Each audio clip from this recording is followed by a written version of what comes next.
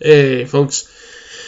I just got back from watching Thor: The Dark World, and I'm gonna give you my thoughts on it. I'll start off by saying I liked this movie. I liked it quite a bit. I definitely, thus by default, liked it more than the original, which I gotta say I did not like at all. Okay, did not like the original movie at all. It was quite dull. It honestly felt more like a a chick flick than a superhero movie. It really did. Um, and yeah, just in general, not Kenneth Branagh is a good guy, good director, but really, he no. Um, Directing superhero movies is not his forte. That being said, I did like this. New director, new writers, new direction. It was interesting. It was definitely interesting.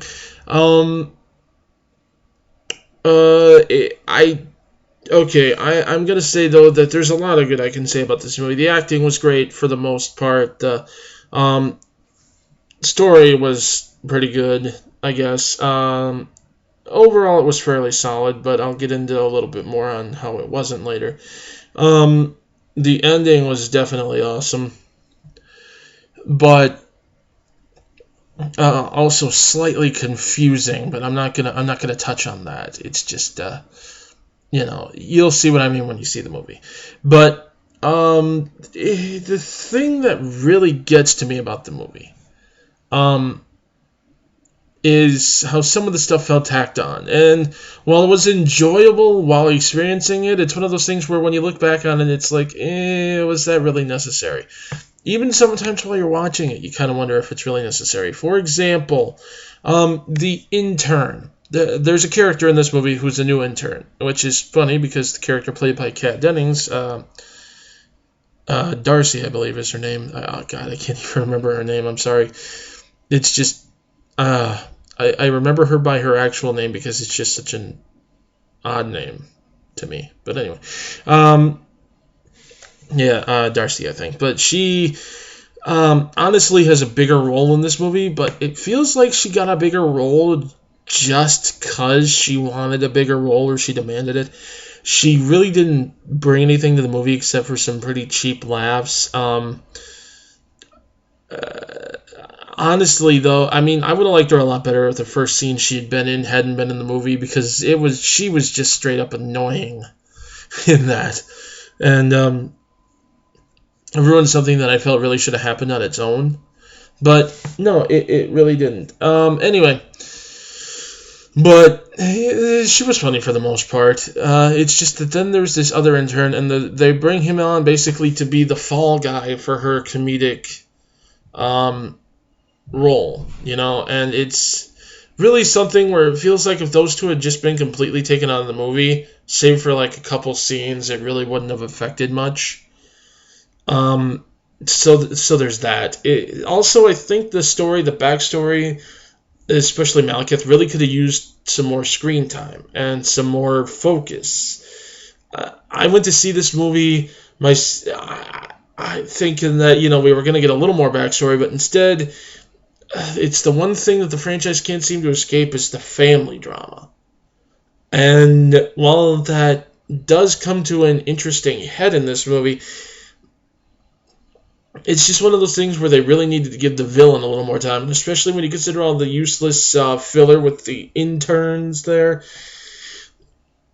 Yeah, it really does feel like they could have spent a little more time with Malekith. But I'm definitely going to say overall I did enjoy it. It was funny. It was interesting. There were some pretty cool moments. And it is indeed worth your time. But the thing that gets me and really worries me about this movie, the after credits scene. Ugh. The after credits scene, contrary to what you might expect, see, we were used to the after credits scene basically leading up to the next movie, but I guess that kind of got tossed out with the Avengers and whatnot. But I don't know what they've been doing with Phase 2.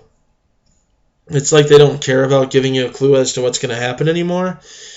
Um, See, the after credits scene for Thor hinted at the Avengers, and the after credits scene for Iron Man 2 hinted at Thor, and so on. But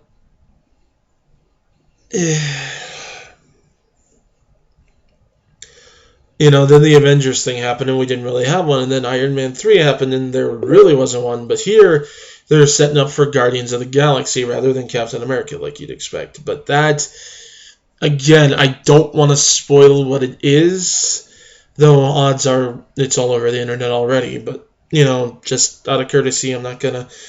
But it feels and looks really visually and performance-wise awkward.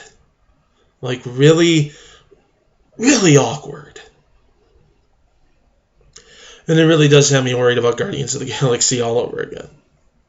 But, at any rate, so overall, yeah, the movie is indeed good. I would definitely recommend it to people. Overall, I'm probably going to give this 8, 7.5, 8, somewhere between there. Solid movie. Go ahead, go see it. At any rate, I will catch you guys later. See ya.